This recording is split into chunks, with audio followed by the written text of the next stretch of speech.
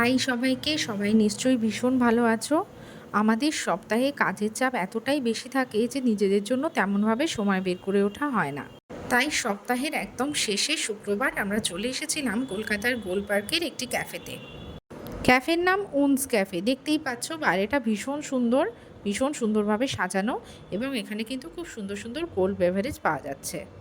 এবার চলো ক্যাফের ভেতরে। ভেতরে ঢুকেই আমরা প্রথমে অর্ডার দিয়ে নিয়েছিলাম দুটো জিঞ্জার হানি টি। এক্সপ্রেশন দেখে বুঝতে পারছো টিটা ভীষণ পছন্দ হয়েছে।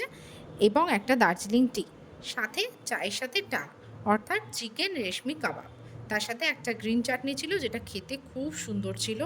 এবং এই ক্যাফেটার একটা অ্যাম্বিয়েন্স আছে, অ্যাম্বিয়েন্সটা ভীষণ সুন্দর, একদম শান্ত স্নিগ্ধ একটা পরিবেশ। আর এই ক্যাফের কালার, ডেকোরেশন এবং সাথে স্টাফদের বন্ধুত্বপূর্ণ ব্যবহার তোমার মন জয় করবেই করবে। চলো এবার বাইরেটা একটু দেখে নিই। বাইরেটায় দেখো খুব সুন্দর সুন্দর হাতের কাজ রয়েছে এবং সাথে একটা খোলা জানলা রয়েছে। আমরা যদি প্রথমেই এই জায়গাটা খালি পেতাম এখানেই হয়তো বসতাম, কিন্তু আমাদের উপায় ছিল না, তাই জন্য ভেতরে গিয়ে বসতে হলো। আর এই সুন্দর জানলাটা দেখে আমি একটা টুক করে ফটো তুলে নিয়েছি। ফটোটা কেমন হয়েছে সেটা অবশ্যই কমেন্টে তোমরা জানাবে। এরপর বাড়ি ফেরার পালা। কর্তামশাই ছাতা ধরেছেন, মানে বুঝতেই পারছো বেশ বৃষ্টিতে আইটিসি রয়্যাল বেঙ্গল দেখতে দেখতে বাড়ি ফিরে এলাম। তোমরা জানিও আজকে আমাদের এই ছোট্ট ব্লগ তোমাদের কেমন লাগলো।